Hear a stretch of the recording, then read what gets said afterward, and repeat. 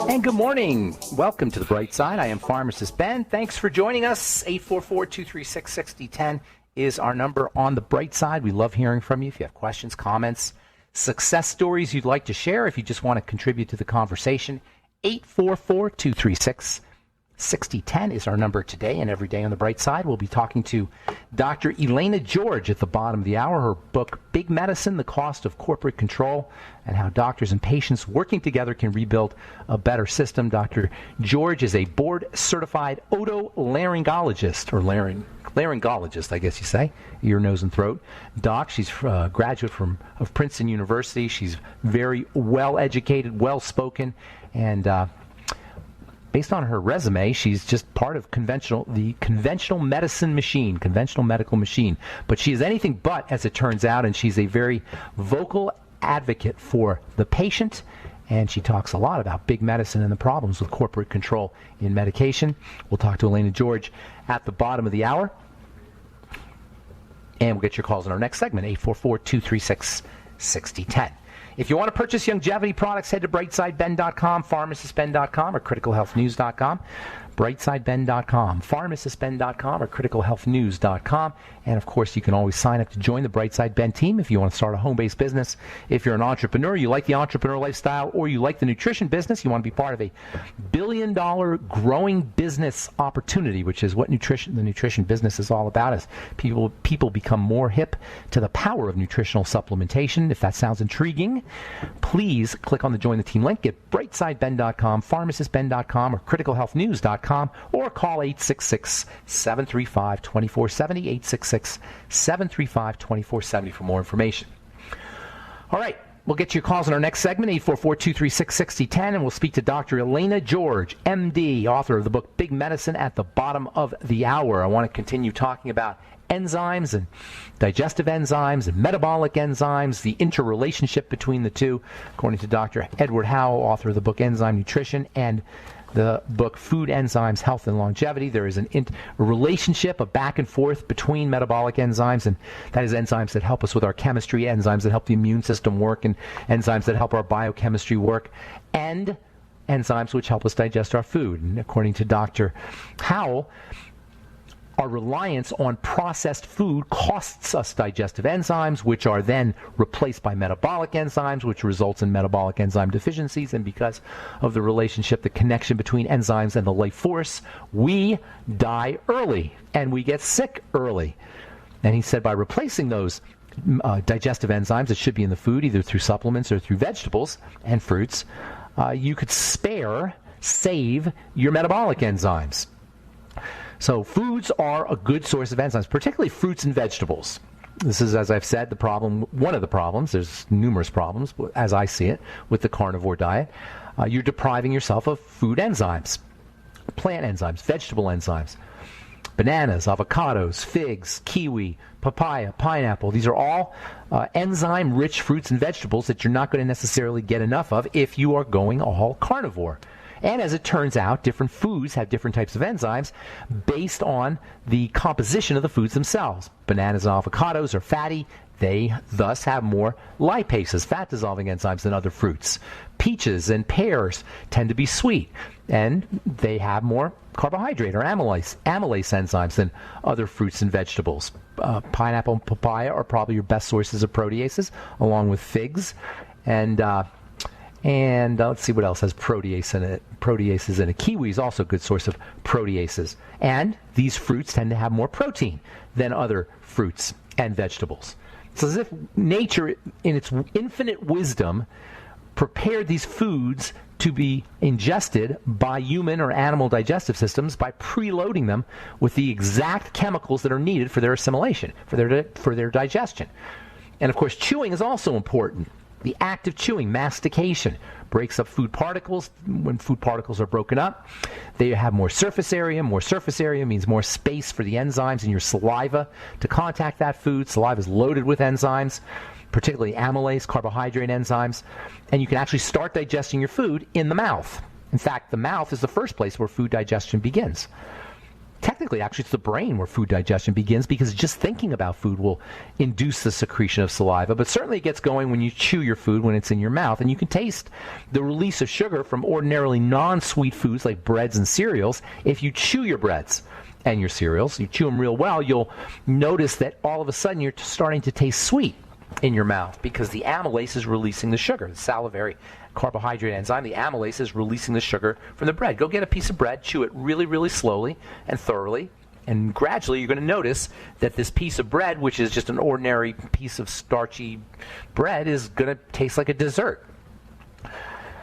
Chewing foods also activates food-based enzymes just by the crushing action. So when you eat a papaya or an avocado or a banana and you crush it, you release the enzymes. And then in combination with the salivary juices, you get digestion in the mouth. The foods you're eating the digestion process begins as you're chewing the food.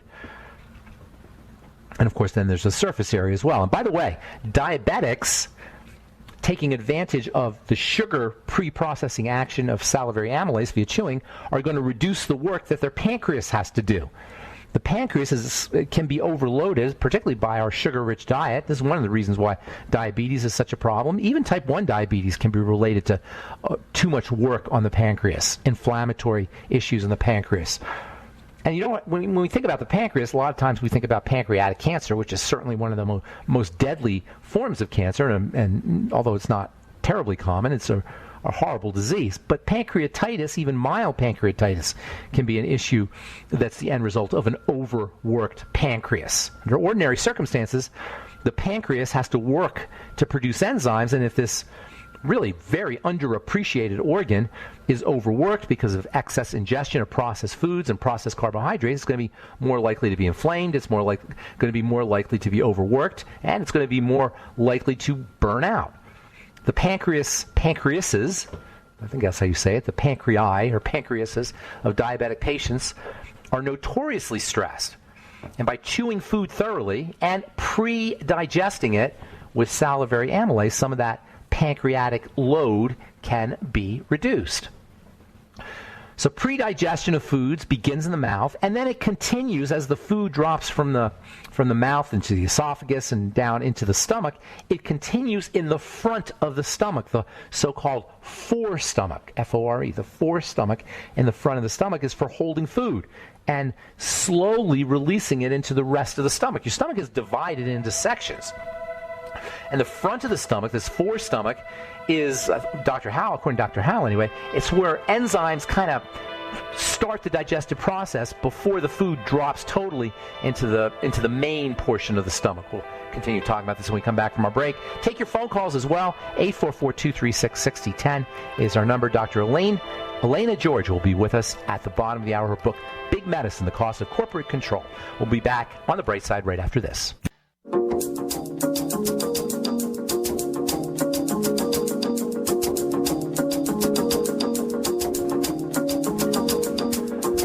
All right, we're back on the bright side. I'm Pharmacist Ben. Got all our lines open, 844-236-6010. If you have questions, comments, success stories you'd like to share, if you have a health challenge you or a loved one needs help with, we're here for you, 844-236-6010. We'll get your calls this segment. Dr. Elena George, author of the book Big Medicine, will be with us at the bottom of the hour. Dr. George is a mainstream physician. She's also got a master's degree in medical microbiology, and she is pretty much an orthodox MD, but she has got a lot of really interesting and controversial things to say. Not controversial for you guys, because you're already hip to the scandal and scam that is modern big medicine, corporate medicine, if you will. But she's got some pretty controversial things to say about the cost of corporate control and how doctors and patients working together can rebuild a better system, as the subtitle of her book states. Big Medicine. We'll talk to Dr. Elena George at the bottom of the hour. Speaking of big medicine, how many of you guys caught Joseph R. Biden's speech yesterday on the vaccine? Man, oh man, they want us vaccinated so badly. It's almost like it's desperate. Everybody's going to get vaccinated. Now they got other drug companies helping other drug companies. Merck and Company has agreed to help Johnson & Johnson make their vaccine. And there's all these other companies now on the vaccine bandwagon. They want everybody vaccinated. Holy cow. What is going on? for a disease that will kill 0.1% of the population maybe, and affects 10% with infections, if you believe the statistics, everybody's going to get vaccinated. Somebody needs to explain to me also, if you know anybody who's pro-vaccine, why is it that everybody has to get vaccinated if you produce antibodies when you get sick that are basically the same thing as vaccination? And if anybody thinks that this is an ordinary vaccine, I know we've talked about this in the past, this is not a vaccine, and nobody should call it a vaccine.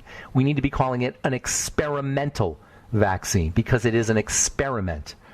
And as I'm speaking to you, as I'm uttering these words, I'm realizing that this could be censored. This entire program could be censored for violating community standards just for saying these things. Anybody who has an alternative point of view is considered to be a conspiracy theorist, anti-vaxxer, crazy person, tinfoil hat wearing nutcase, and a troublemaker. And I'm not anti-vax, by the way. I'm vaccine choice. Soon we're going to have passports that will, you can have a choice maybe, but you're not going to be able to go to stores, you're not going to be able to work, you're not going to be able to go on a train, you're not going to be able to fly a plane, you're not going to be able to live your life freely without having a vaccine passport. According to let's see, who is this here? According to Dr. Mercola, the UK government has given sizable grants to a number of private companies developing vaccine passports and digital certificates that show vaccination status. How about this? How about we take care of our immune system? How about we supplement? How about we eat less food? How about we use digestive enzymes? And by the way, digestive enzymes are a great immune boosting supplement.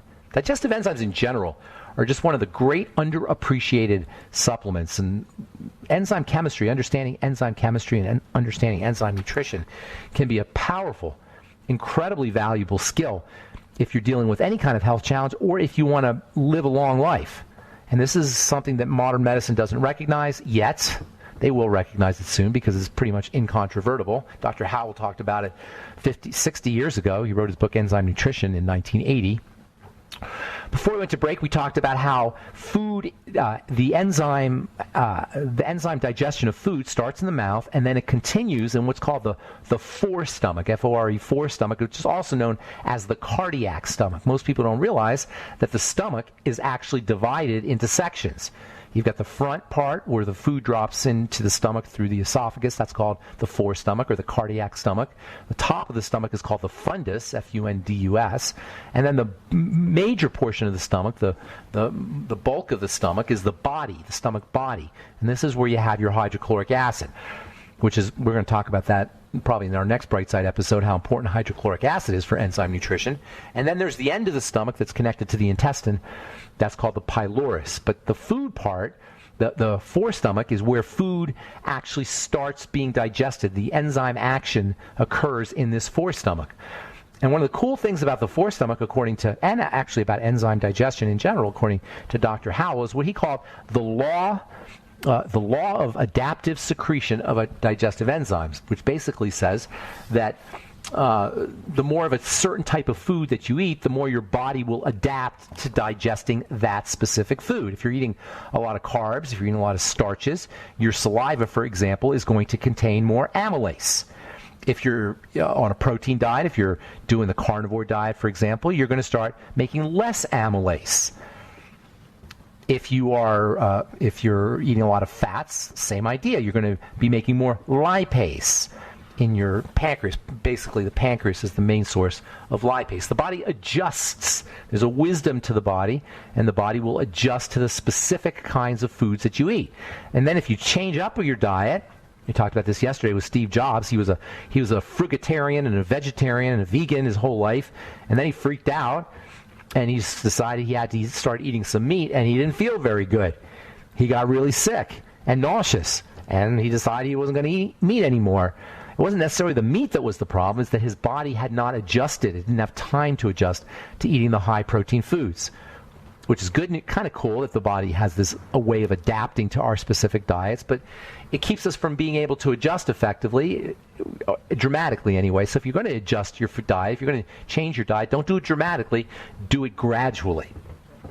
So pre-digestion begins in the mouth via saliva and the amylase basically amylase.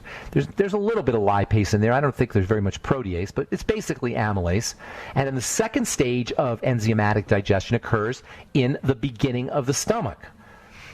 When most people think about the stomach, and even medical professionals and healthcare professionals think about the stomach's role in the digestive process, they think about the mechanical crushing action, and also perhaps the hydrochloric acid, but there's also enzymatic action, most of which takes place in this food enzyme stomach, i.e. cardiac stomach, or the fourth stomach. Howell called it the food enzyme stomach because he believed that this is where enzymes from foods self-digest those foods. In other words, you eat a pineapple, say. The pineapple goes into down the esophagus, stays in the front of the stomach for a little bit, and the enzymes from the food actually digest. Enzymes from the pineapple actually start the digestive process in this food enzyme stomach. This is how we're supposed to eat meat, by the way. When we eat meat, or when we started to eat meat, we didn't cook our meat. We ate our meat raw. And when you eat raw meat, especially freshly killed raw meat, enzymes from the meat has enzymes in it when it's freshly killed. Over time, those enzymes degrade, and certainly with cooking, they're gone. But when we eat raw meat freshly killed from a freshly killed animal, from an evolutionary perspective anyway, that raw meat from the freshly killed animal contains enzymes and self-digests. It pre-digests in this food enzyme stomach. This is how animals can eat raw meat.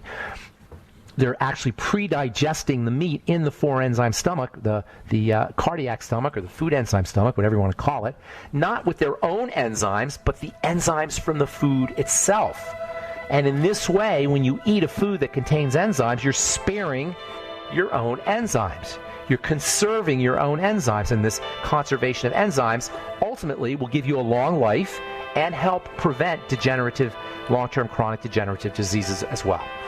All right. I'm Pharmacist Ben. You're listening to The Bright Side. Dr. Elena George will be with us in our next segment. Her book, Big.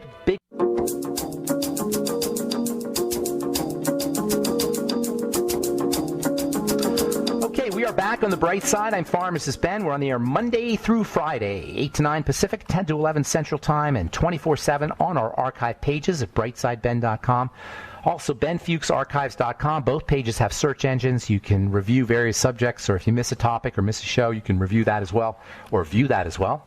You can also check out our longevity products at brightsideben.com, pharmacistben.com, or criticalhealthnews.com. We've got news stories, blog posts, lots of good health information on all our websites. And don't forget to take a look at our Truth Skin Health products, all formulated by myself in my compounding pharmacy for wound healing. As it turns out, when you heal the skin, you beautify the skin. Healing is beauty. And that's why we have over 1,600 4- and 5-star reviews at truthreviewed.com, truthreviewed.com for our reviews, and then truthtreatments.com if you want to purchase our Truth Skin Health products. Never any preservatives, fragrances, fillers, waxes, emulsifiers, vegetable oil, water, nothing your skin doesn't need or doesn't want, just 100% active and functional ingredients in all our Truth Skin Health products. Truthtreatments.com, truthtreatments.com. All right, I'm looking forward to speaking to our guest. Dr. Elena George has been with us before. She is a board-certified otolaryngologist. I think that's how you say it. And she's a Princeton University graduate. She's got a degree in biology. She's got a master's degree in medical biology, and she's also an MD. She got a degree at Mount Sinai School of Medicine. She's totally ostensibly orthodox, except she's really not, because she understands really what's going on behind the scenes in terms of corporate control of medicine. Her book, Big Medicine, The Cost of Corporate Control, and How Doctors and Patients Working Together Can Rebuild a Better System. Please welcome to The Bright Side, Dr. Elena George. Hello, Dr. George. Hey, how are you? It's a pleasure to be with you. Yes, it's an honor to be with you as well. I love that it appears by all measures that you're a orthodox doctor, like Princeton University, and you've got your doctorate degree from one of the most conservative institutions in all of medicine, Mount Sinai School of Medicine. But what woke you up to this whole idea that there's something not so clean about how we operate from a medical perspective in this country? I think I first got an inkling when my mother became ill, and it was thinking outside of the box and using natural treatments and having her really respond amazingly well that opened my eyes to another side to health. And I haven't looked back since. Very nice. Did you experience pushback? Are you considered no for the medical? Well, I don't practice medicine for my colleagues. I practice medicine for my patients. Got it. It's about the doctor-patient relationship and the Hippocratic Oath, and not one size fits all. So no, I'm not getting any pushback at all. But what I am getting are patients who are coming looking for a way to not take medication to fix the problem and not just medicate the symptom. And it's been a wonderful ride, actually, for my practice. Are you noticing that patients are more and more becoming savvy and hip to the idea that health is not about drugs and help is not necessarily about medical intervention? Absolutely. And I believe that. I practice that myself, so it's very easy to educate patients and to be their partner. And I'm a surgeon, so there are times that people need to have surgery, but I'm a physician, so it's about figuring out the cellular problem, the physiological problem. It's fun. That's what I train to do. So I'm putting it all into play, and it's wonderful, especially in the age of COVID. You have to be able to think outside the box. I was about to ask you a few questions about that, but I love what you said about it's kind of like figuring things out. I call it forensic medicine. Like there's a crime that's been committed, and your job is to find the perpetrator based on the symptoms, the clues. Exactly. Yeah, that's beautiful. That's the practice. That's what makes it fun. And I'm a big fan of everybody is important. I don't care if you're a chiropractor, you practice energy medicine. We're all on the same page. We're on the same side. We have different ways of getting to the answer. So I'm a big fan of being collegial about that because I love it. We want the same thing, right? Yeah, that's right.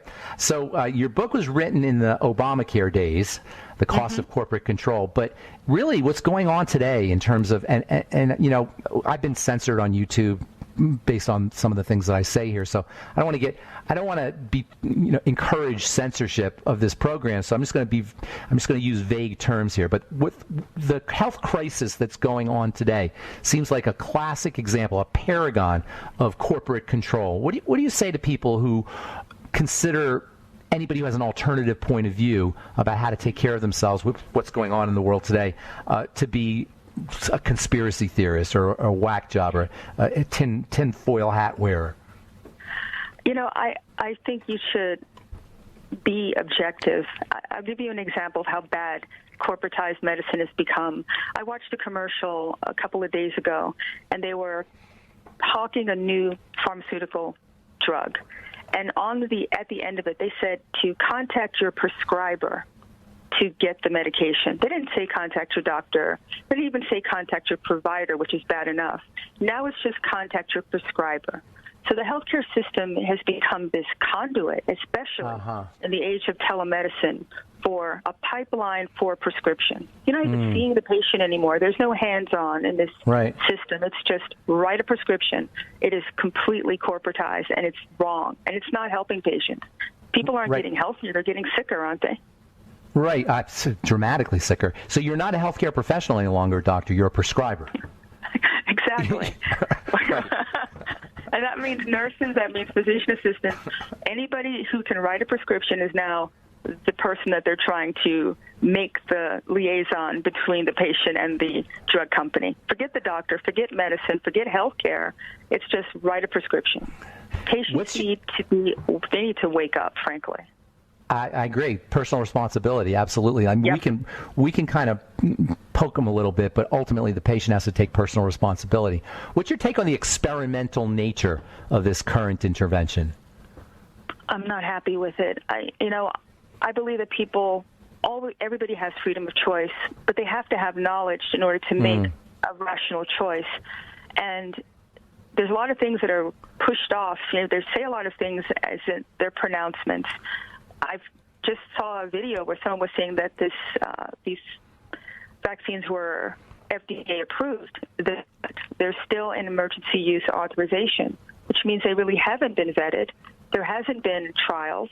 They skipped the animal trials, and now the people have become the 2-year trial study. But I don't think people really know that. They just think that it's going to make them better. It's going to keep them from getting COVID. It's a lot of things that are kind of mush-mashed in so that people will fall in line. And again, you have to take responsibility for your health. Your body is your temple, and you should be informed. And if you're not, you should become informed so you know what you're putting in your body. Yeah, nobody should ever call it a vaccine. They should call it an experimental vaccine, because that indeed is what it is. The whole thing, the whole idea of manipulating genetics. What do you? What's your take on that? I'm not a fan of that. I mean, I'm a scientist, but you have to think about the risks and benefits and the long-term consequences. I don't think anybody knows what's going to happen if someone manipulates DNA and your DNA changes and it becomes, in this instance, in some of these vaccines, mRNA vaccines, your body becomes a manufacturer of the spike protein. What is that going to do down the road? Right, autoimmunity, for example, fertility issues, cancer, all of those things. Exactly. It's crazy. I want to ask you about, have you been on other shows talking about this kind of thing as a medical spokesman? But we got to take a quick break. We'll continue when we come back. Okay, Dr. George? I'm Pharmacist Ben. You're listening to The Bright Side. Our guest, Elena George, Dr. Elena George, her book, Big Medicine. We'll be back on The Bright Side right after this. Okay, we are back on The Bright Side. Our guest is Dr. Elena George, author of the book Big Medicine. Her website, drelenageorge.com. She's also got a podcast on Apple iTunes. Dr. George, have you been asked to go on any other shows, any other mainstream shows? I know you've been on Fox News before, to talk about alternative viewpoints. No mainstream shows. Grassroots and independent shows, people who are not afraid to speak truth. So, no. And I have a podcast, and as you mentioned, it's called Living in the Solution. And I've had guests on that speak about things that we can do to boost our immune system. Instead of being negative, it's about what we can do proactively. And that's the space that I'm in right now. Have you seen COVID patients? I have. I have treated them with therapeutics, and they've recovered. So thank goodness I've not had to admit any patients into the hospital, put them on ventilators or anything of that sort. I'm with the doctors who believe that if we treat this early, then you can have a recovery. And I'm just sad that we didn't do this as a country, as a world really, in a different manner. We know that therapeutics like hydroxychloroquine and ivermectin work in early disease. And it would have been interesting had they allowed doctors to prescribe that to their patients instead of letting them get as sick as they did, end up in a hospital and cost the entire system and patients, their livelihoods and their family members. I just think it could have been done a different way. You still would have had people who were ill, there's no question, but I'm not sure we would have been in the same position that we find ourselves in. Now we're finally able to, as physicians and practitioners, prescribe this, and it's working. None of my patients have had to be hospitalized. They've recovered, and they've moved on, which it's a blessing. And I just hope that more people know about it, because they don't think that there is a cure. That's what's been drummed in, that you're going to die if you get this COVID virus. And 99% of people recover under the age of 50 and 97% over the age of 70. So this is not a death sentence. And you need to find doctors who are going to work on your behalf. And people should go to the AmericanFrontlineDoctors.org website, because there are doctors there that will do telemedicine visits with you and prescribe therapeutics. So you don't have to be a victim. There's also, as you know, I'm sure, supplements that can help boost your immune system so that you can fight this. Zinc is one. I found out recently that lysine is another one. It works like hydroxychloroquine, and it's cheap and it's available. What's the mechanism? milligrams a day. What's the mechanism? It keeps viruses from being able to replicate. Is it an arginine? Is it a competitive thing with Yes, so it's competitive with arginine, like the herpes. That's very interesting. Yeah, it makes sense. And it's cheap. And it's cheap. That's right. So I want to get into some of these immune boosting strategies. But before I get into that, when you watch the news, which is like the worst place to get information, you only hear one side of the story. Are they in on this? Do you think the media is in on this whole thing? That's a loaded question, but I would say look with your eyes what's going on. Every time there is an alternative view, talking about what we just talked about, they get scrubbed from the internet. They get painted as a conspiracy theorist. You have to go with what's in your face. If your way, using remdesivir and the rest of the stuff, works, why do you have to shut down alternative thought? Right. alternative proof. There's something wrong with no conversation and cancel culture because they can't stand up to debate. They can't stand up to the truth, and that's what people need to really wake up. If I'm feeding the same homeless man now that I did before COVID started, if my HIV patients have not come in ill with the disease, none of my, and I'm an ENT, I saw nobody with COVID until maybe about 2 months ago when cold and flu season started. It's not what everybody purports it to be. I'm in the front line. I'm not alone. You know, there are obviously doctors who see a lot of patients because they're primary care. But you have to realize what they're starting to say. The PCR test had a ton of false positives because they were running it at too many cycles. Even Dr. Fauci said it shouldn't be run any more than 35 cycles. Otherwise, it was a waste. And they're running it at 40 cycles. The CDC just came out and said they were 1,600% off in the number of COVID deaths that they counted. And now all of a sudden, there's no influenza. You know, read between the lines, folks. This is something that's bigger than us that's going on, and it's always about control. And in this instance, this vaccine is a control mechanism.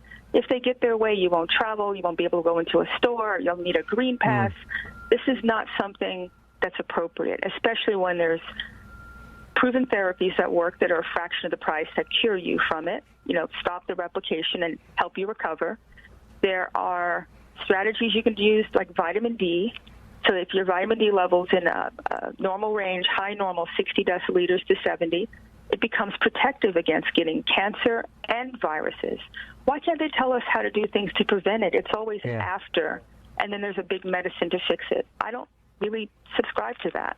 Yeah. Do you smell a rat? You kind of like see something's fishy, sort of. That's kind of my take on it, is that just something doesn't seem right here. What do you think about this whole variance thing? I'm not sure I believe that, but all viruses mutate. Yeah. But what happens is they get milder as they mutate.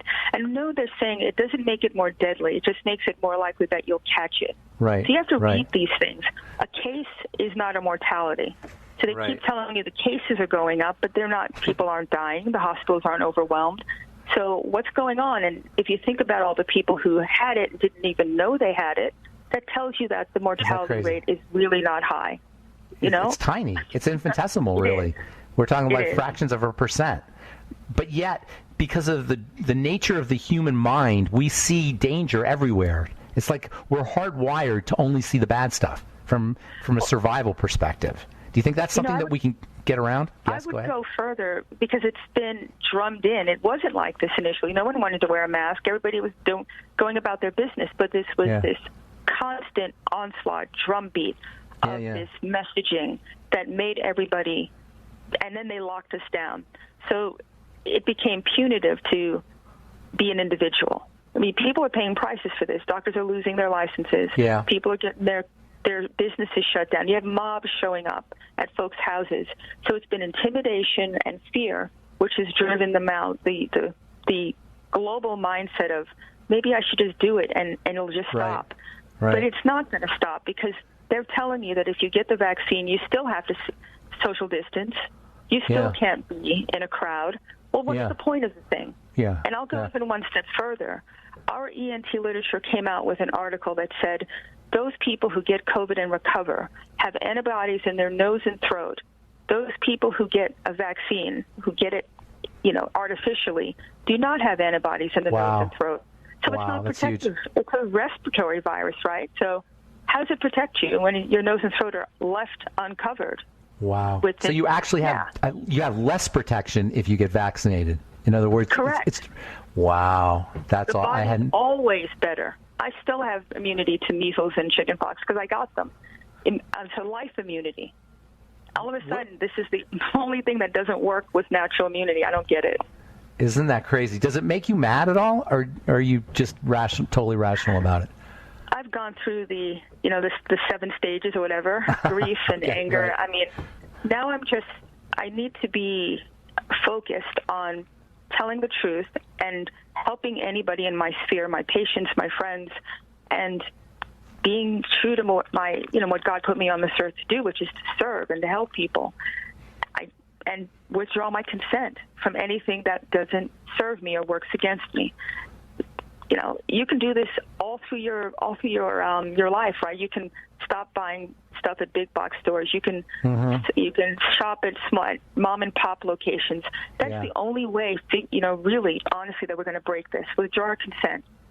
Don't get the vaccine. It's not mandatory. Why are you lining up for a vaccine?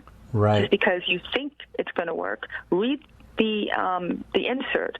It says it may stop you from getting COVID. Actually, it doesn't say it stops you. It says that won't be as severe. But you can still get infected, and you can still infect people, even with the vaccine. That's what it says. Right. People think it's a force field, a magical shield that viruses bounce off. That's the implied message there. But you're 100% correct, because they say right there it may, and some people are not going to get protection, and they never say anything about transmission or infection. It's only about severity of symptoms. Wow, there's so much more I wanted to talk to you about. I hope you'll come back on, Dr. Elena George. That's awesome. I would love I'm so happy that you're just involved with medicine, and you're one of the good guys, one of the the good people. Thank you so much for what you're doing, Dr. George. All right, Is Dr. it okay Elena. if I give my website? Yeah, please. I was about to. Yeah, go ahead. People can watch or listen to my podcast on Living in the Solution on libertytalk.fm, and it's also on iTunes, Stitcher, Spotify, and the rest of the platforms. And you can go to my website, drelenageorge.com. That's awesome. And the book is Big Medicine, The Cost of Corporate Control. DrElenaGeorge.com. Thank you so much for being on the website, on the podcast, and I'll talk to you again soon. Thanks so much, Dr. George. It's my pleasure. God bless. All right. Take care. Bye-bye. Dr. Elena George, DrElenaGeorge.com, and the book is Big Medicine. Thanks for listening to The Bright Side, friends. Have a wonderful, beautiful, awesome, spectacular day. We'll talk to you later, folks. Bye for now.